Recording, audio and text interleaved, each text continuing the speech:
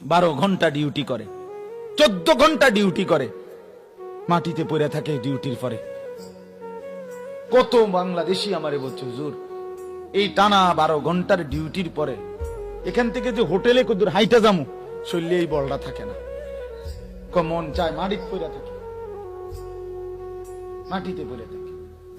আমি এক ছেলেরে দেখছি, পুরা হজ্জের সফরে, ছেলেটা নরসিংদী বাড়ি, এই ছেলে 12 ঘন্টা ডিউটির পরে ওই মক্কা শরীফে এইখানেই একটা পাতলা কম্বলের মতো আছে তার, এটা মোড়াইয়া একখান দিয়ে শুয়ে থাকে। হুজুর যাইয়া ইয়া কুলায় না শরীরে, এতটা ক্লান্তি শরীর। কেউ যদি কোনো একটা বার্গার বা এক টুকরা মুরগি টুরগি কেউ খাইতে সময় যায় দেয়, কেউ দিলে এটা খাইয়া শুয়ে হয় শরীরে দেয়। এইভাবে আজ 11টা বছর কলিজা ছেড়া সবগুলো টাকা বাড়িতে পাঠায়। সেই টাকা দিয়ে ছেলেটা 2 হাতে বাড়িতে মোবাইল টিপত, আর বেচারা ওখানে একটা বার্গার খাইয়া রাত কাটায়। আর এখানে জানোয়ারে সারা রাত মোবাইলে ছবি দেখে।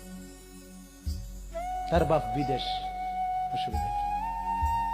বেডি, হ্যাঁ, বাজারে মার্কেটে 2 টাকার মাল 50 টাকা দিয়ে কিনা, দোয়ানদারে আইস দিছে, ভাবি নেন, সবার কাছে গিয়ে দাম কই দি, বুঝেন নাই কথাটা?